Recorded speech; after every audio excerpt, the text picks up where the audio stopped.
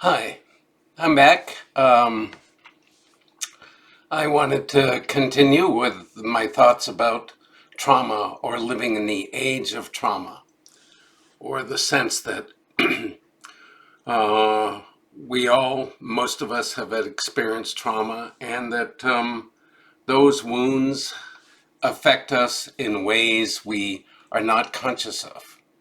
And so, um, and so I really want to, and at the end of my last post, I said, well, I don't really buy it.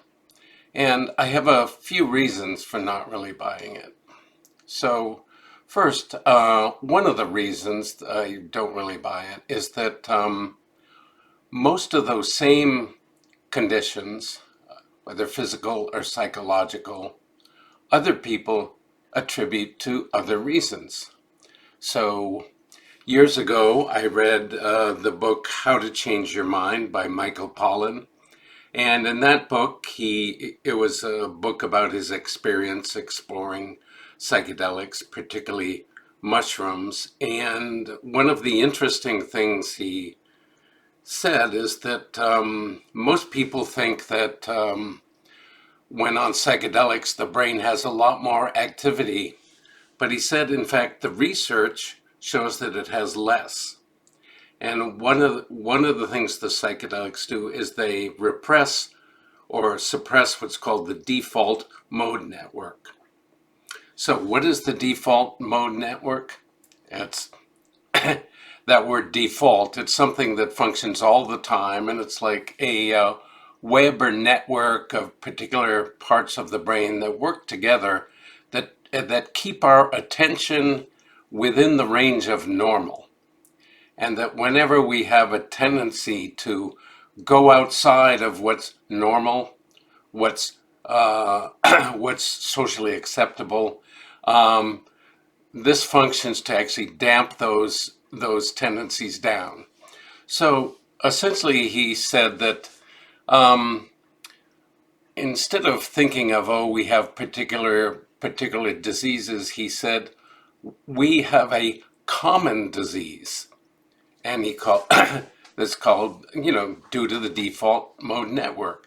So when you have longings to go outside of what's socially acceptable, things come up, anxiety.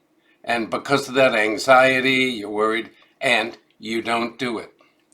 Or perhaps one of the other things we have this longing to explore new possibilities, other parts of ourselves. And when that happens, we kind of just lose motivation, we worry. So he says that a lot of these things that seem chronic and we treat as separate things, depression, anxiety, feeling like what's the point, life is not meaningful, never enough, he said, is basically just due to the effects of the default mode network. That our longing to live a bigger life is frightening. And the way that fear comes up in us is, again, loss of motivation. What's the point? It won't make any difference. So Michael Pollan says that a lot of these things, which maybe Gabor Mate or Thomas Hubel attribute to trauma, he attributes to the default mode network. And the conflict when you're living a dream that's too small. I once used the metaphor, um, so suppose you had size 10 feet and a size 10 feet and you walked around your day in size 6 shoes. You would find that your life was filled with pain. Now, in that instance, it's simple and you can do something about it. But the metaphor I came up with, well, suppose you have a size 10 soul and you're living a size 6 life. Again, the life, your longing is in conflict with the limitations of your life. And so a lot of those things of depression and stuff comes from the conflict between longing for a bigger dream, and all the forces, the social conditioning that keeps you in the smaller dream. Okay, that's one. Now, as probably all of us know, who are aware of the huge rates of anxiety, depression, suicidal thoughts, lack of motivation, meaninglessness, um, in young people, particularly Gen Z or people who've been raised with their whole life being on social media. So there are a lot of researchers that will say all of the things, which again could be attributed to trauma, are also, provable results of having too much screen time. And the average person in the United States, it varies some depending on age, but is anywhere from 5 to 7 hours a day on screens. And screens can be anything from television to tablets to iPhones to laptop to desktops. And so there's another possibility that all of that may be due to the limitations and the constant distractedness we get because we're always responding to screens. And there's one thing that's very particular about being on screens. Whenever you're on a screen, you're in a virtual world. You are actually having interactions which provoke all your emotions and this, that, and other. But on screen, you do not have a body. I mean, it's a literally socially constructed world. It's a world of identities that exist only virtual. They're not real. They don't require a body. And so this constant living in an environment where you are, where what's happening on the screen and the things you are attached and identified to you stimulate you, but you don't have the focus or attention on your own body because you're constantly pulled away from it. Anyway, so certainly one possibility is a lot of that comes from, the too much screen time. And a third possibility, and there's probably more, is I saw a trailer for a movie that's coming out a bit later this year, and the movie is called The Coddling of the American Mind, and it's a movie that's based on the book The Coddling of the American Mind, by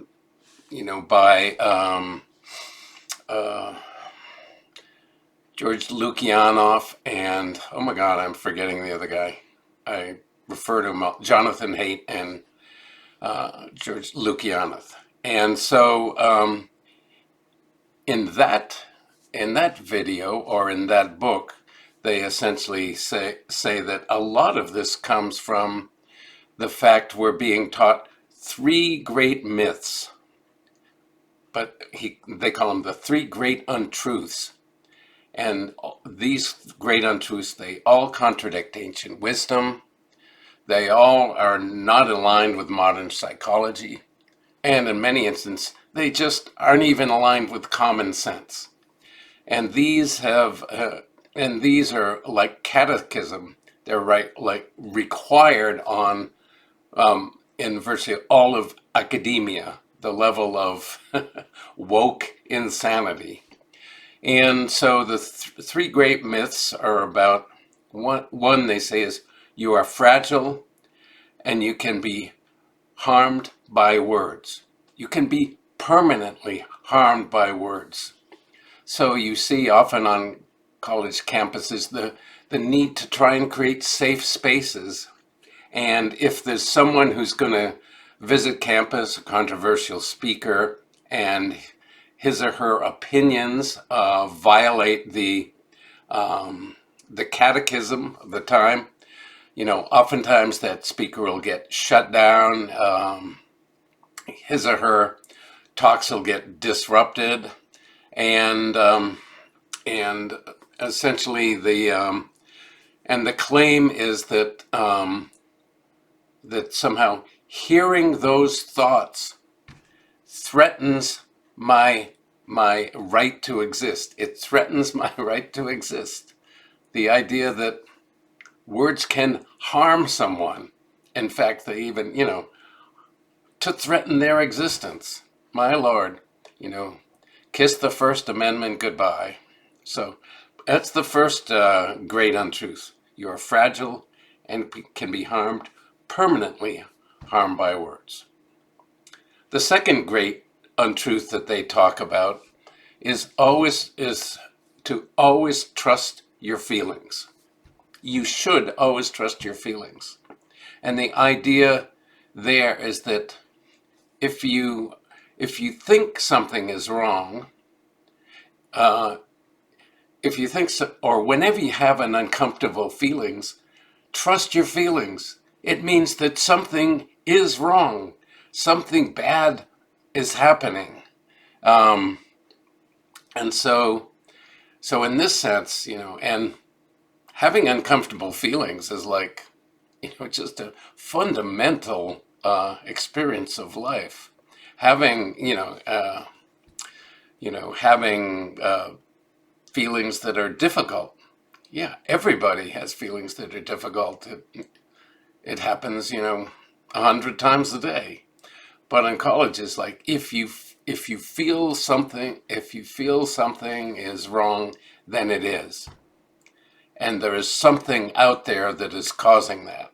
And so this gets people to be essentially to be feeling like they're weak, so that whenever they have a difficult feeling, they don't decide that, okay, I'm going to learn how to deal with this. What should I do? And take action.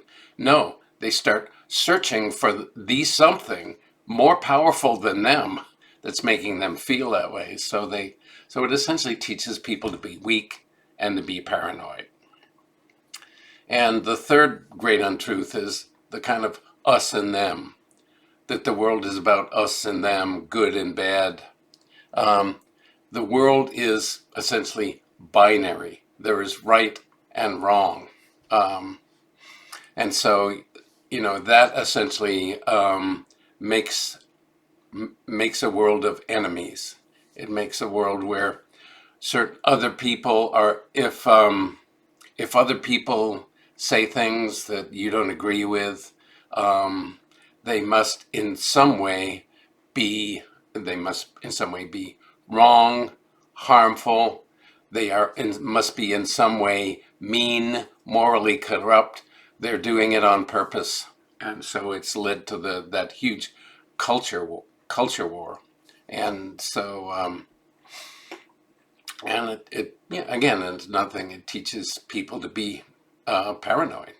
So anyway, according to, again, Lukianoff and Jonathan Haidt, those three great untruths, which are in fact almost required to be on college campus.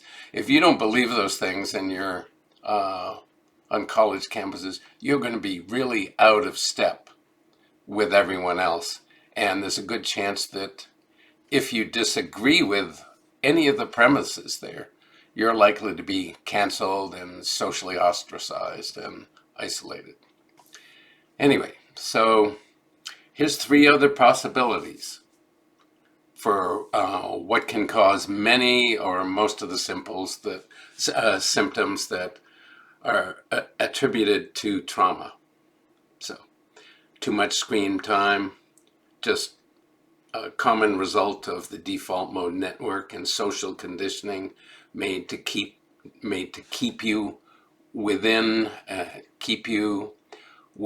the socially accepted framework, and live with a conflict between your longings to explore and your desire to not explore. So I don't know. Any of these things could be true, but what I do want to say is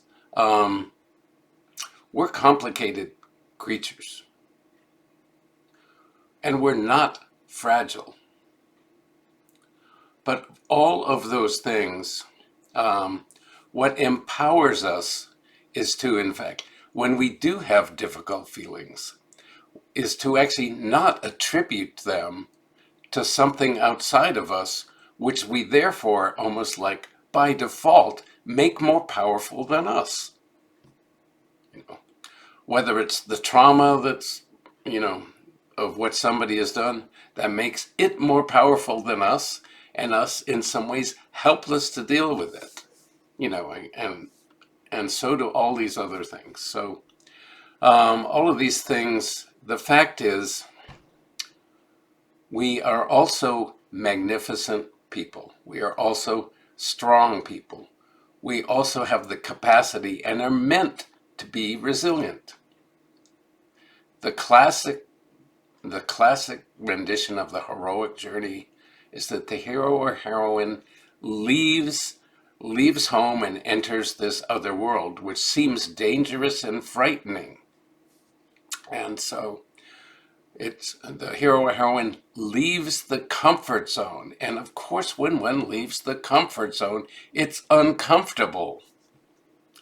So the issue is not when things get uncomfortable to back up and hide and get depressed and anxious. The fact is to learn how to, or find the courage to act. To act. And when you act in service of your longing or in service of your growth, when you act and you move through and out of your comfort zone, we become empowered. We become responsible for our lives. We have the sense that we can show up and our lives are in our hands, not somebody else's. Oh.